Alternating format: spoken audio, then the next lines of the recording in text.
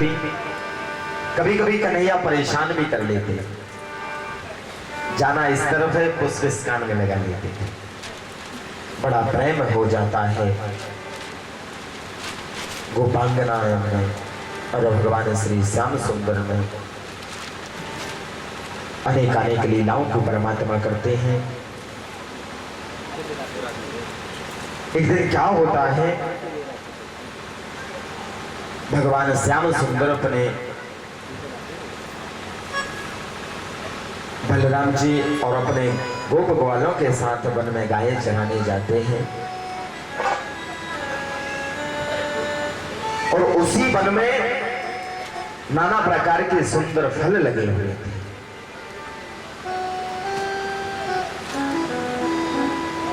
तो उस वन में गाय को लेकर के जाते हैं, यमुना की तलहटी पर चराते हैं। उसी वन में एक बहन का नाम का दैत्य रहता था। भगवान श्री कृष्ण ने बलराम जी से उस दैत्य के बारे में बलराम जी को बताया। बलराम जी ने उस दैत्य को मारा है। दैत्य को मार के और जैसे ही वह अपने घर लौट करके आते हैं तो घर पर जैसे ही लौट कर आए और सायंकाल की बेला हो जाती है, दोनों लाला अपनी मैया के पास पहुंचते हैं। तब मैया से कहने लगते हैं, मैया आज एक बहुत अच्छी बात बताऊं, क्योंकि परमात्मा ये सोचते हैं कि अगर ताऊ मेरे साथ गायें चराने जाएंगे तो मैं अन्य प्रकार की लीलाओं को नहीं कर सकता, इसलिए ऐसा करना चाहिए कि ताऊ घर रह जाए। मैया से कहते हैं कान्हा कि मैया आज ताऊ ने बहुत बड़ा काम किया, क्योंकि उस धेनुकासुर को मारा ना, बहुत अच्छा काम किया। ताऊ कहते हैं आज मेरी तारीफ कर रहा है कन्हैया। तो मैया से कहता है बताओ मैया क्या किया ताऊ ने आज। मैया कहती है बता बेटा बता क्या बात है। कहने लगते हैं मैया आज ताऊ ने एक गधे को मारा। इतनी बात सुनते हैं ताऊ तो चिढ़ जाते हैं और अब कान्हा के साथ यमुना की तलहटी पर नहीं जाते हैं, कान्हा अकेले जाने लगते हैं और भगवान श्री कृष्ण ग्वालों के साथ लेकर और गाय चराने के लिए चलते हैं।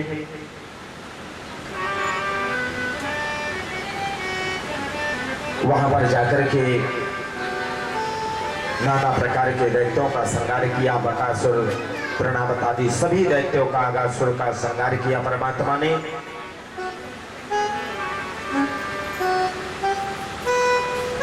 और परमात्मा श्री कृष्ण अपनी लीलाओं को बताते हैं। नाना प्रकार की अनन्य लीलाओं को किया है, जिस प्रकार की भगवान की लीलाओं का वर्णन नहीं हो सकता। अनेक अनेक लीलाओं को किया है। सब दैत्यों को मात कर उनका संहार करके उनको परम पद को प्राप्त किया। भगवान ने एक लीला को भी बताया है।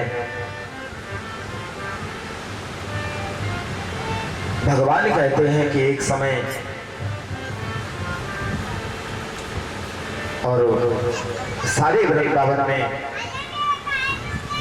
नाना प्रकार के पकवान बन रहे थे। प्रातः काल जब हमारे कन्हैया जागते हैं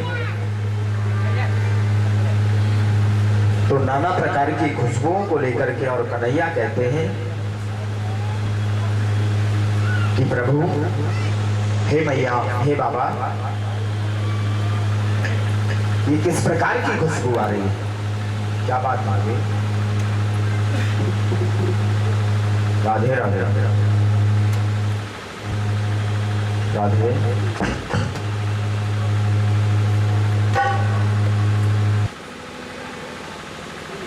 भगवान अनेक अनेक लीलाओं को करते हैं और जैसे ही मैया के पास पहुंचते हैं तो मैया से पूछते हैं, मैया आज क्या है कि तू इतने पकवानों को बना रही है और सारे नगर में बहुत सुगंधित खुशबू आ रही है, क्या बात है। मैया कहती है कि लाला नेक मुखों को हम कर लेने दे, तू नगर में चला जा और खेल करके फिर आना। मैया से जिद पड़ जाते हैं कान्हा, क्या बात है मैया, किस लिए इतना पकवान बनाया जा रहा है। कहीं तू तेरे बाबा से पूछ के आ जा कि पकवान क्यों बनाया जा रहा है। बाबा के पास पहुंचते हैं कन्हैया, कहते हैं बाबा इतना पकवान क्यों बनाया जा रहा है, मुझे जरा नहीं तो बता दो। तो बाबा से 10-5 बार जब कन्हैया ने कहा तो कन्हैया कहने लगते हैं कि बाबा बता दो मुझे क्या बात है, क्यों इन पकवानों को बनाया नहीं है। तो बाबा कहते हैं कान्हा से कि कान्हा ये जलवृष्टि के लिए हम इंद्र का पूजन करने के लिए सभी सामग्री को बना रहे हैं। कन्हैया ने कहा कि जलवृष्टि के लिए इंद्र का पूजन करने के लिए इतने पकवानों को बना रहे हैं, और इंद्र का क्या काम है कि जलवृष्टि वही करे। कन्हैया बाबा से कहने लगते हैं कि बाबा जलवृष्टि तो वनों से होती है, मेरा कहना अगर आप माने तो इंद्र का पूजन इस बार हम नहीं करेंगे, हम यहां पर गिरिराज जी का पूजन करेंगे। कान्हा बड़ा हो गया था, पुत्र की बात मानना चाहिए। नंदराय जी ने कह दिया कि इंद्र का पूजन अब नहीं होगा, अब गोवर्धन का पूजन करेंगे। सभी गोप ग्वालों को सूचना दे दी कि अपना अपना जो भी साहित्य जिसने बनाया हो वह अपने अपने गाड़ियों में रख करके, और कान्हा कह रहा है कि गिरिराज जी का पूजन करेंगे। राधे राधे। सभी गोप वाले अपनी अपनी गाड़ियों में समस्त प्रकार का भोज्य पदार्थ गिरिराज जी के भोग के लिए, और परमात्मा ने श्री कृष्ण ने अपनी मैया से कहा कि मैया तुम अपने घर में 56 प्रकार का भोग बनाओ, ताकि गिरिराज जी को हम 56 प्रकार का भोग लगाएंगे और वह तुम्हें स्वयं दर्शन देंगे। इंद्र ने आज तक तुम्हें कभी दर्शन नहीं दिया है, स्वयं परमात्मा तुम्हें दर्शन देगा। आदेश दिया है, आदेश दिया सभी गोप वालों ने, और अपनी अपनी गाड़ियों में सामान को भरा है और गिरिराज जी के लिए प्रस्थान कर देते हैं। सभी अपने अपने थालों में लेकर के और गिरिराज जी के पूजन के लिए सभी प्रस्थान कर देते हैं। बोलिए कन्हैया लाल की। मैं तो गोवर्धन को जाऊं मेरे वीर नाय माने मेरो मनवा,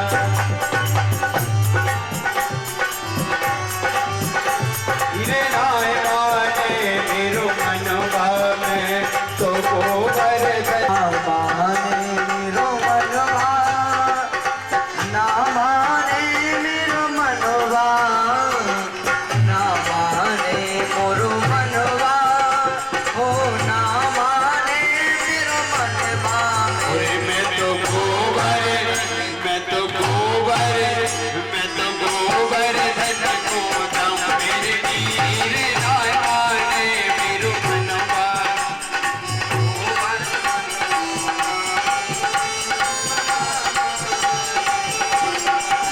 मैं तो गोवर्धन को जाऊं मेरे वीर ना माने मेरो मनवा।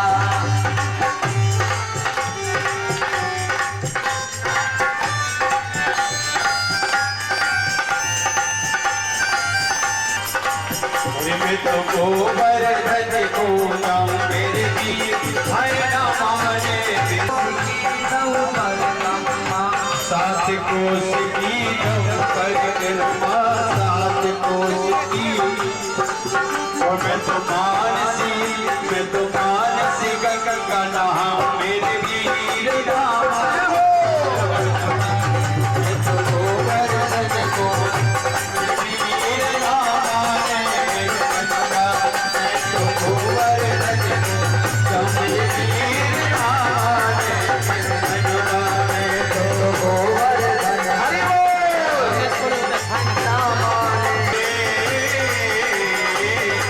ओ मैं तो गोवर्धन को जब वीर लाया है मेरो बनवा।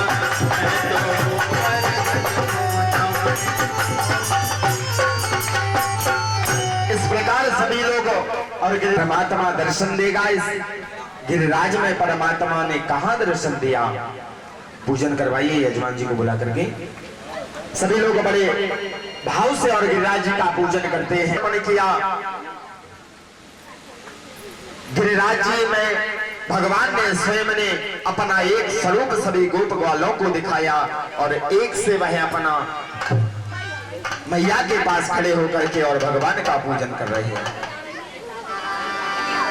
जब देखा कि कौन सी माया फैली हुई है, सभी लोग श्री कृष्ण सहित भगवान का पूजन करते हैं, गिरिराज जी का पूजन करते हैं।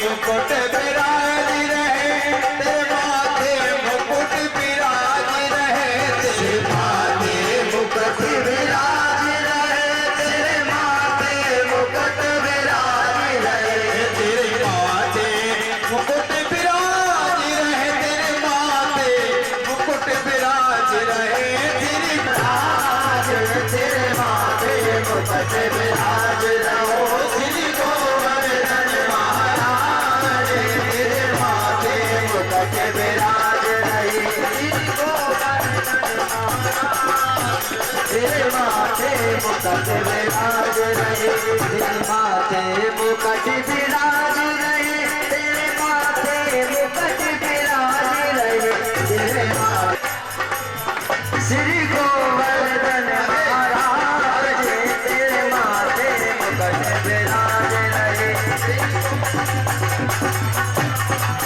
तेरे माथे मुकुट विराज रहे। तुम पे हार चढ़े तुम पे फूल चढ़े तुम पे हार चढ़े तुम पे हार चढ़े तुम पे फूल चढ़े तुम पे हार चढ़े तुम पे फूल चढ़े तुम पे हार चढ़े तुम पे फूल चढ़े तुम पे हार चढ़े तुम पे फूल चढ़े तुम पे हार चढ़े तुम पे फूल चढ़े तुम पे हार चढ़े तुम पे फूल चढ़े तुम पे हार चढ़े तुम पे फूल चढ़े तुम पे चढ़े तुम पे चढ़ते दूध की धार ओ धार तेरे माथे मुकुट विराज दूध की धार ओ धार तेरे माथे महाराज तेरे माथे मुकुट विराज श्री गोवर्धन महाराज तेरे मुकुट विराज रहे तुम पे माथे मुकुट विराज रहे तुम पे माथे मुकुट विराज रहे मेरे श्याम के हो तेरे माथे मुकुट विराज रहे माथे में मुकुट विराज रहे माथे पे मुकुट विराज रहे माथे पे मुकुट विराज रहे श्री गोवर्धन महाराज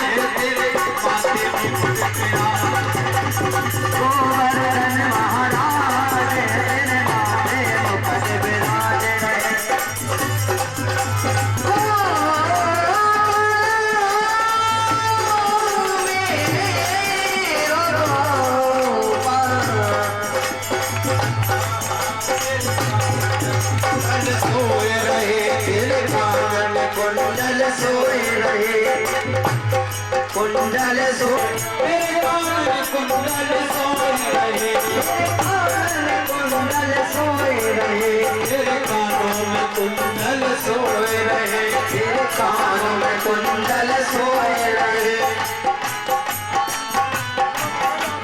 तेरी घोड़ी पे जी जी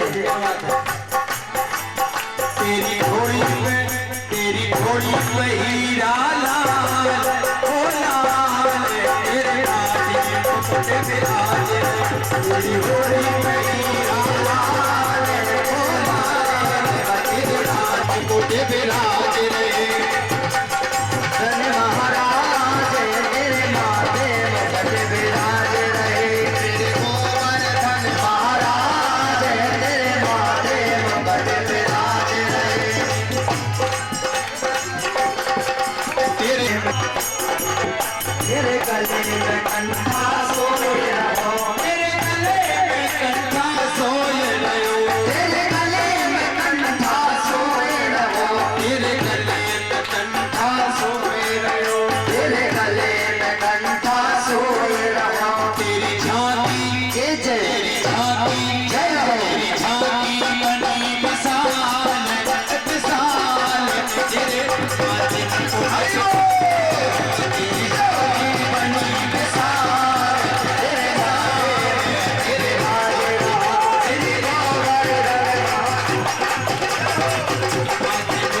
विराजे रहो, तेरी गोवर्धन महाराज, तेरे माथे मुकुट विराजे रहो, गोवर्धन महाराज तेरे माथे मुकुट विराज रहो, तेरे माथे मुकुट विराजे रहो, तेरे माथे मुकुट विराज रहो, तेरे माथे पे मुकुट विराजे रहो, तेरे माथे पे मुकुट विराज रहो, श्री गोवर्धन जय जय श्री गोवर्धन जय जय गोवर्धन महाराज, तेरे माथे मुकुट विराजे रहो, गोवर्धन महाराज तेरे माथे मुकुट विराज रहो, श्री गोवर्धन महाराज, तेरे माथे मुकुट विराजे रहो, श्री मुकुट विराज रहो, तेरे माथे मुकुट विराज रहो, तेरे माथे मुकुट विराज रहो, तेरे माथे मुकुट विराज रहो, श्री गोवर्धन महाराज रे, तेरे माथे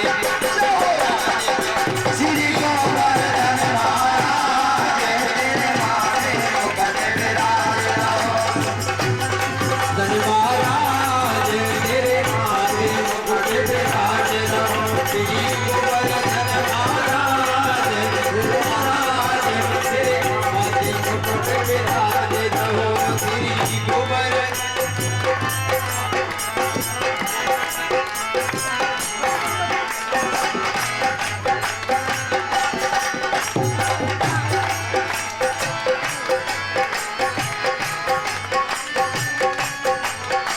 तेरी सात कोस की परिक्रमा, तेरे सात कोस की परिक्रमा, तेरी घोड़ी पे हीरा लाल, ओ श्री हरे मुकुट विराज रहो, श्री गोवर्धन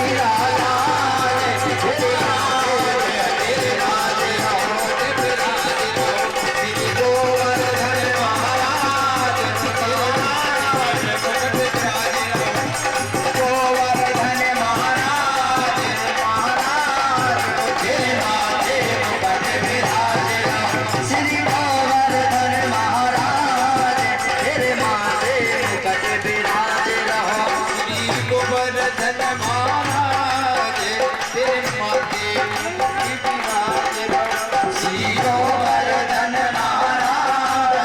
तेरे माथे मुकुट विराज। इतने में जब इंद्र को पता चलता है और कहा कि अब मेरा आदेश है कि तुम वहां जाकर के और इस प्रकार से जल की वृष्टि करो कि सारा वृंदावन गिरिराज जल में लय हो जाए।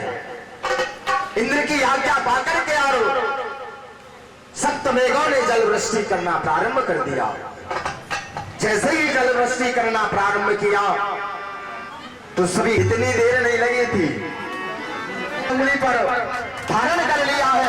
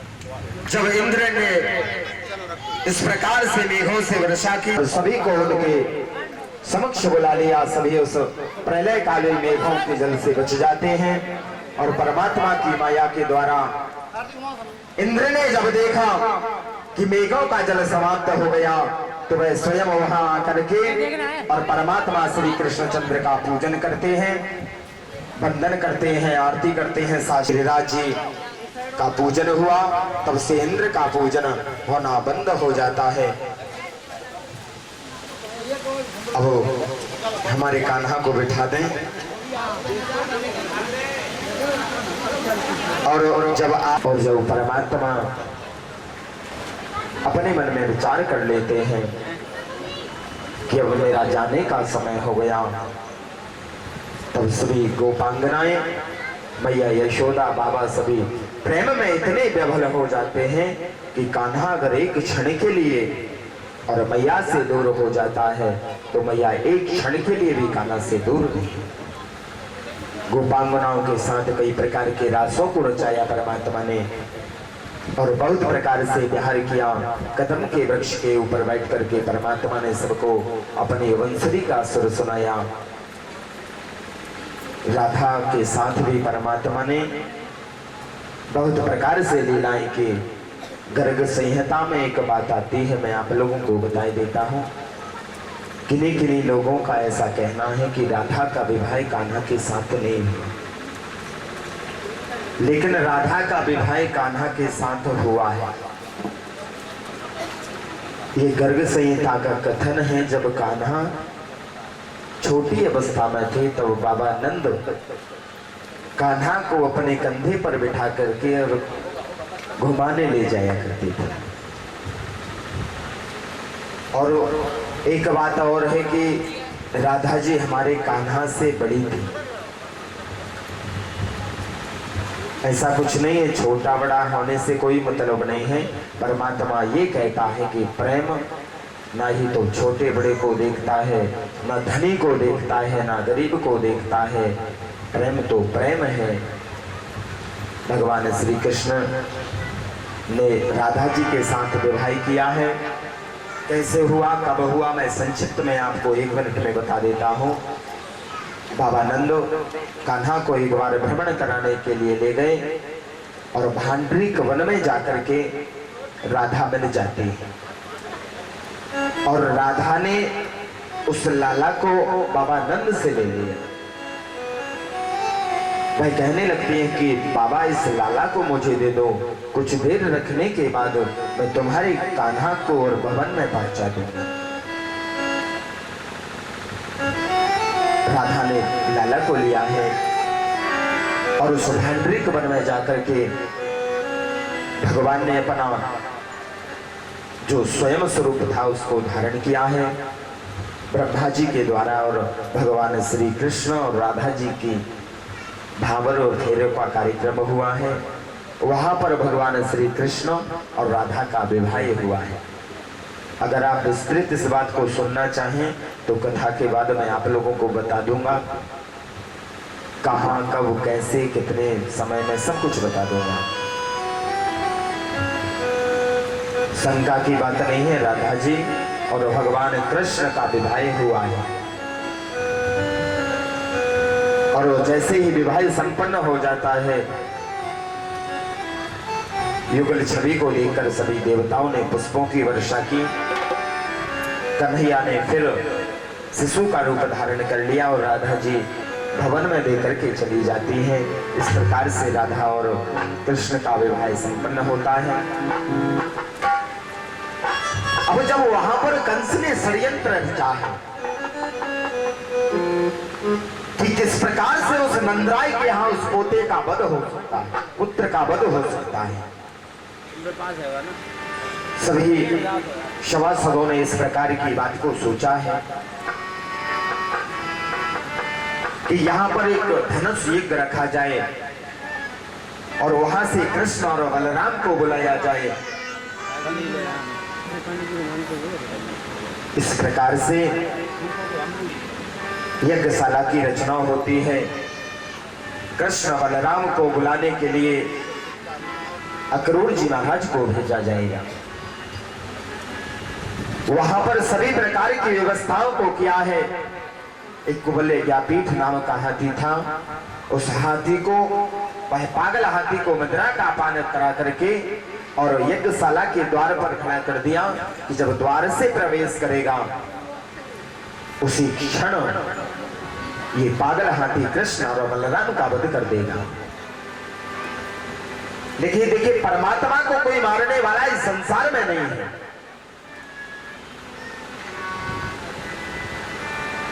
चार प्रकार के पहलवानों को वहां पर मल युद्ध के लिए रखा गया है। अक्रूर जी महाराज को तैयार किया कि कृष्ण और बलराम को लेकर के आप आइए। अक्रूर जी महाराज अपने आप को बड़ा सौभाग्यशाली समझते हैं कि आज देखिए मैं स्वयं कान्हा के दर्शन करूंगा। और अक्रूर जी महाराज रथ पर सवार होते हैं और भगवान का गुणानुवाद करते हुए और परमात्मा श्री कृष्ण और बलराम जी को लेने के लिए प्रस्थान कर देते हैं।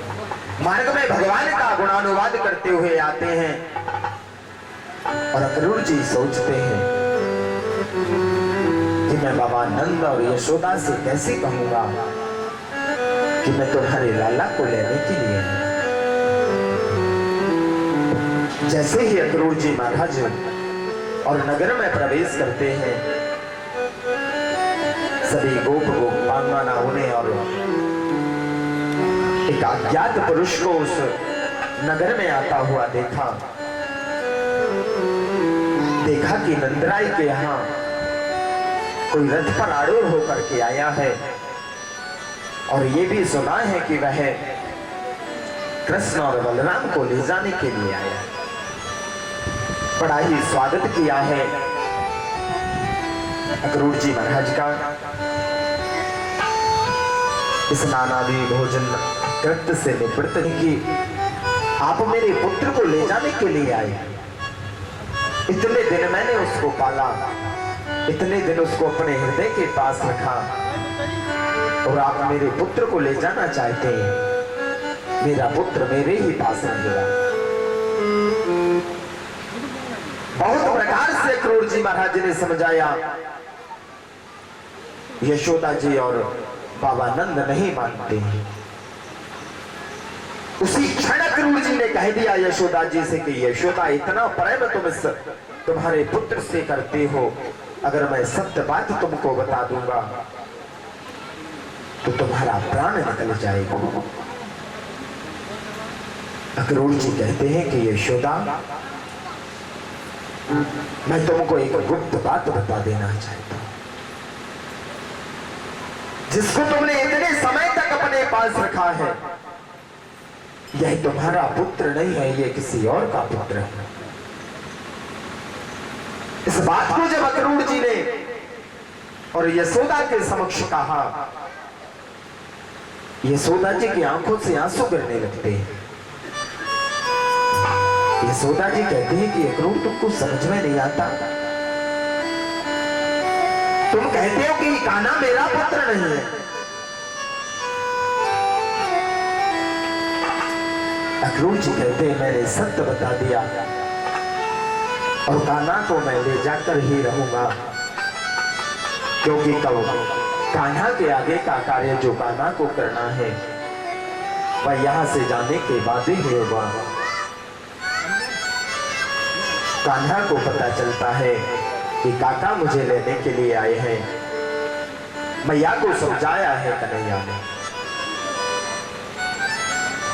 कि मैया, अगर तूने मुझे पाला है, तू मेरा सब कुछ है और मुझे सब कुछ अपना मानती है, तो मैया मैं तेरे हृदय में वास करता हूं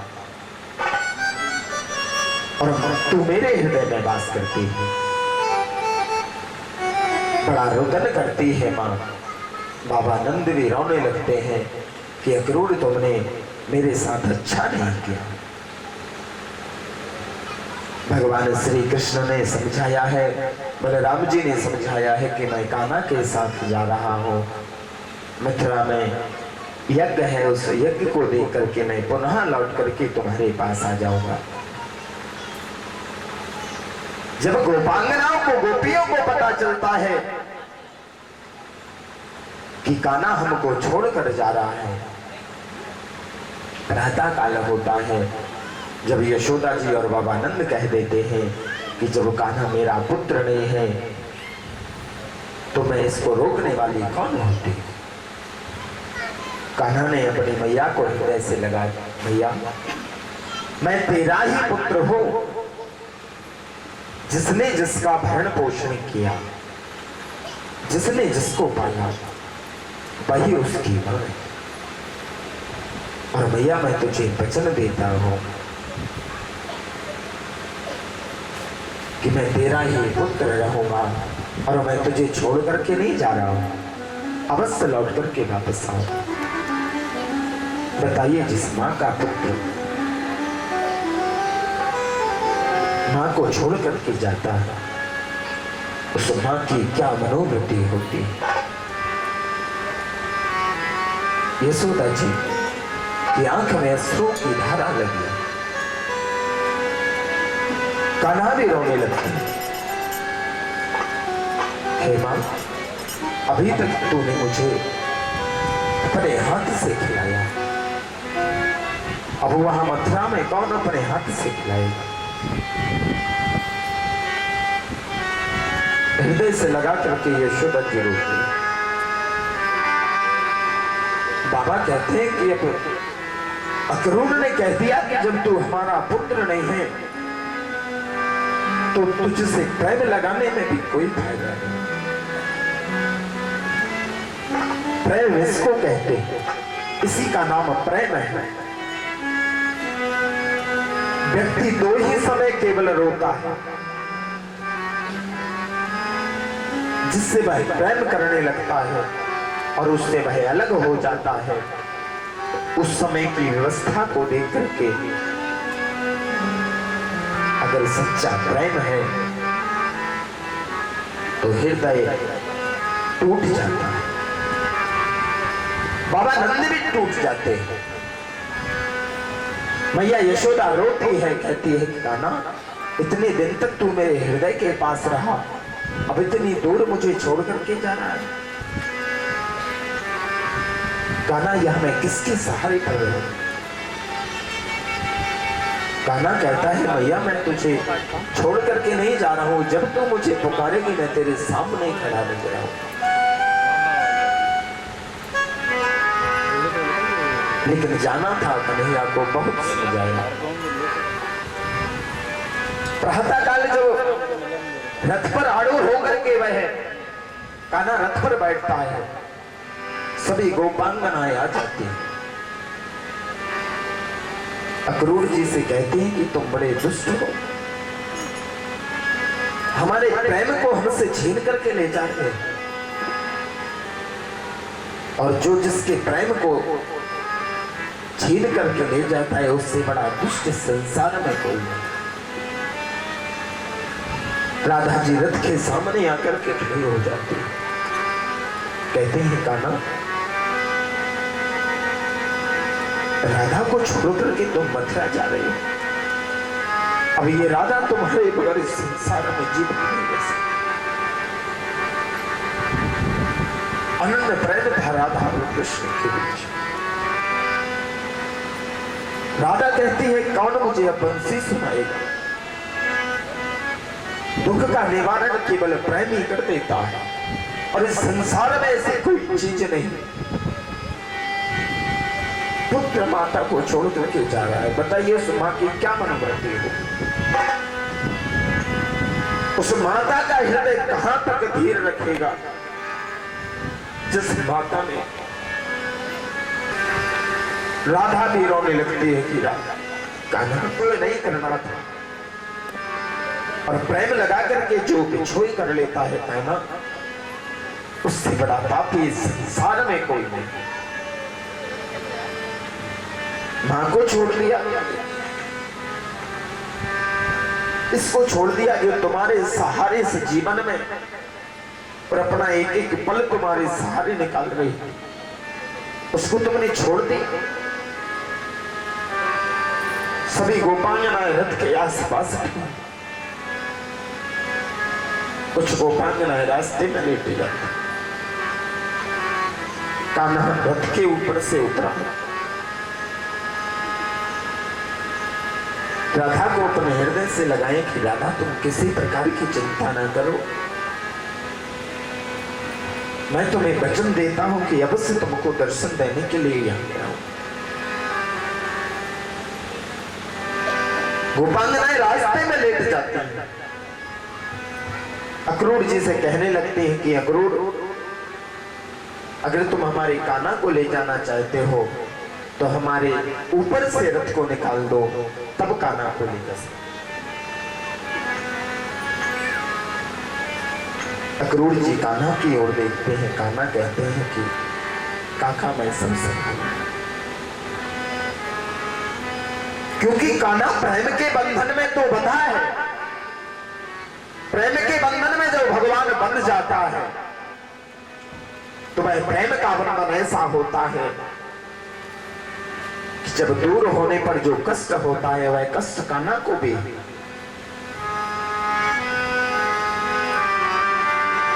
गोपियां कहती है तुमने हमारा चीर हरण किया उस समय जिस समय हम नग्न अवस्था में सरोवर में स्नान कर रहे थे, तुमने हमको उपदेश दिया, इतना प्रेम किया, वो छोड़ करके जा रहे हैं। कन्हैया ने सबको समझाया है, समझा करके और सबको उपदेश देते हैं कान्हा कि मैं पुनः लौट करके आऊंगा। और काका श्री से कहा कि अब मथुरा के निकट रथ पहुंचता है।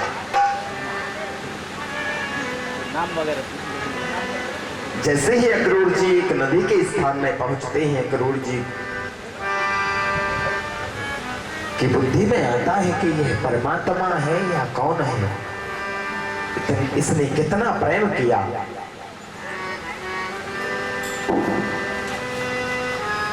कान्हा क्रूर जी को सब कुछ बतलाना चाहते थे। कान्हा कहने लगते हैं कि काका कुछ जलपान कर लिया जाए। क्रूर जी ने कहा ठीक है, अब मेरा स्नान का समय भी हो गया है। जैसे ही क्रूर जी नदी में स्नान करने जाते हैं, डुबकी लगाई तो नदी में परमात्मा श्री कृष्ण का दर्शन होता है। जैसे ही नदी में कृष्ण का दर्शन हुआ, झट से ऊपर निकलते देखा तो रथ में कान्हा बैठा है। 2-4 बार जब डुबकी लगाई तो वह समझ जाते हैं कि यह परमात्मा का स्वरूप है। वहां जाकर के मथुरा में प्रवेश किया है। प्रवेश करने के बाद हमारी कान्हा ने कुब्जा का उद्धार किया है, धोबी का उद्धार किया, नाना का उद्धार किया, नामदेव का उद्धार किया। उस समय विश्राम करते हैं और कहने लगते हैं काका हम दोनों भाई नगर भ्रमण के लिए जाना चाहते हैं। अगर आपका आदेश हो जाए तो हम नगर भ्रमण करना चाहते हैं। आदेश मिल जाता है। कान्हा दाऊ से कहते हैं कि दाऊ यज्ञशाला देखने चलते हैं, कैसी यज्ञशाला है।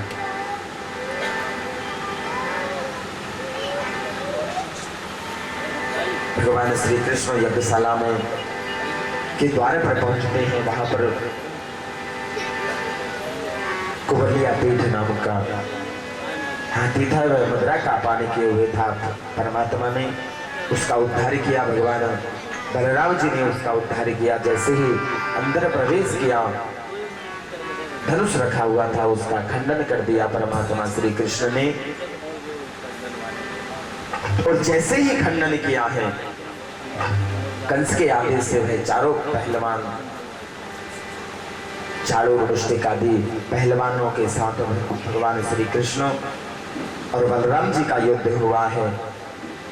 भगवान कृष्ण और बलराम का बहुत घमासान युद्ध हुआ। चारों पहलवानों को प्राणांत कर दिया भगवान श्री कृष्ण ने।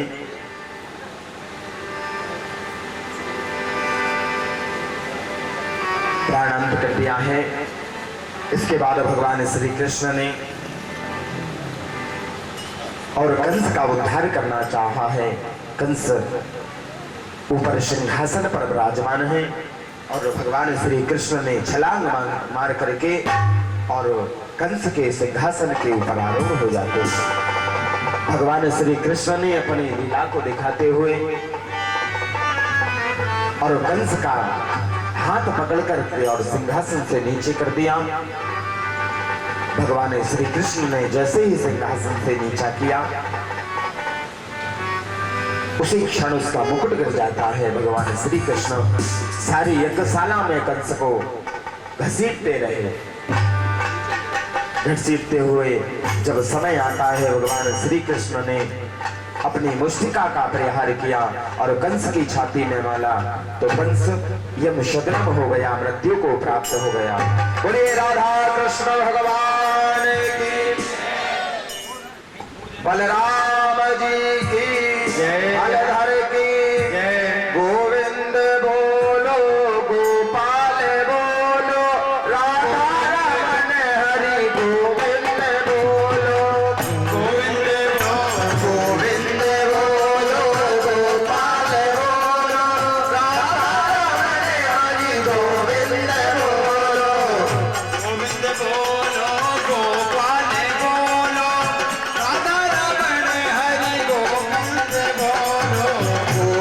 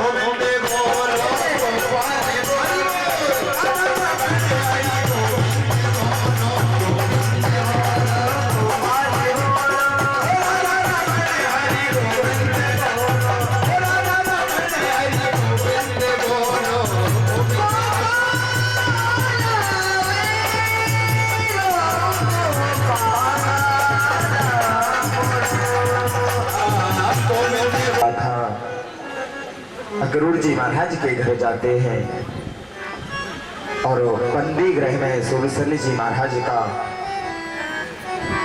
बंदी गृह से उनको मुक्त कराते हैं। अपनी मैया देवकी और वसुदेव जी को बंदी राधे राधे बस थोड़ी देर के बाद आरती करने वाले हैं, आप बिल्कुल निश्चिंत रहें। बताइए आप लोग एक बात बताइए मुझे, हालांकि मुझे तो पता नहीं है और है भी तो भी, आप लोग सब लोगों ने सिनेमा घर तो देखा होगा ना। सिनेमा घर जानते हैं आप लोग, क्या कहते हैं अंग्रेजी में उससे? टॉकीज, शायद जो भी कहते हैं। बताइए उसमें कितने घंटे की फिल्म होती है, कोई बता सकता है? और अधिकांशतः इतने लोगों में 70% लोग तो सिनेमा घर गए होंगे। मजाल है कि 3 घंटे में एक पल भी पल मटक जाए, नहीं मटकता ना। कथा में आने के बाद बहुत कष्ट होता है। अब कुछ माताएं तो सोच रही होंगी महाराज जी कब कथा की आरती करें, कब हम घर चले जाएं। आग लगो फलानो काम डर गए हमारे। और कथा के बाद आप देखना, आप सब लोग, आप लोगों की बात नहीं है, ये तो कहना पड़ता है, आधे घंटा बैठी रहेंगी, मजाल है कि इनको नींद आ जाए, क्योंकि सर्टिफिकेट प्राप्त है ना दे भगवान के यहाँ से। परमात्मा ने इनको सर्टिफिकेट दिया है कि चाहे तुम कथा में जाना, चाहे किसी सत्संग में जाना, बात जरूर करना, नहीं तुम बात करने के बगैर रह जाओ। हाँ, नहीं तो तुम्हारी बात खराब हो जाएगी। देखिए जिनको भी जाना है वह थोड़ी देर के बाद जा सकते हैं, क्योंकि थोड़ी देर के बाद अपन लोग आरती करने वाले हैं। बस मुश्किल से 10-15 मिनट की कथा और है, इसके बाद आप लोगों को भगवान की आरती मिलेगी। और आज भगवान गिरिराज जी को 56 प्रकार का भोग लगा है, उस भोग का भी आप पान करेंगे, इसके बाद अपने घर को जाएंगे। और एक बहुत अच्छी बात बता देता हूँ आपको, चाय की व्यवस्था भी की है अग्रवाल जी। बोलिए राधा कृष्ण भगवान की। देखो इतने लोग जो मंच पे इस तरफ बैठे, इनको क्यों हंसी नहीं आई चाय की बात सुनकर, बताइए। हमारे आचार्य जी को सर्वप्रथम हंसी आ गई, क्योंकि आप चाय के बहुत शौकीन हैं। अगर थोड़ी कम चाय दे दो ना तो कहते हैं यार क्या चाय हमारे थोड़ी और होती है। बोलिए राधा कृष्ण भगवान की। भगवान श्री कृष्ण ने सूरसेन जी को और अपने मैया और बाबा को कैद से मुक्त कराया है, अच्छा श्रृंगार करवाया।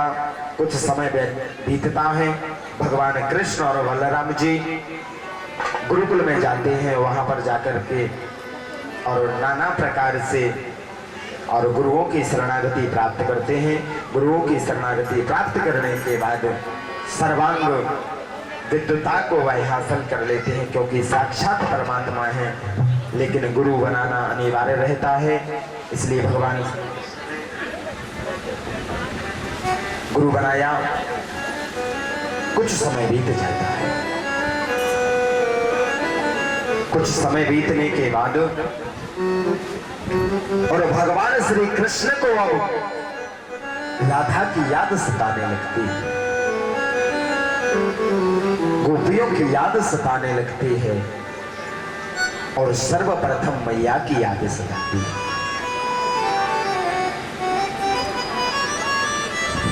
लेकिन यहां भी प्रेम के बंधन में काना बंध जाते हैं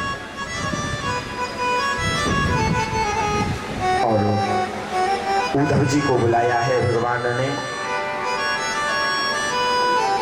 उद्धव जी को एक पाती लिखी है परमात्मा ने। उस पाती को लेकर के उद्धव जी से कहा कि उद्धव तुम बाबा और मैया के पास जाओ, ये पाती ले जाना और ये पाती गोपांगनाओं को सुना देना, मेरी राधा को सुना देना, ताकि उनकी तृप्ति हो जाए। उद्धव जी रथ पर सवार होते हैं उस पाती को लेकर के और सभी गोपांगनाओं को बताने के लिए और खबर लेने के लिए उद्धव जी जाते हैं। राधे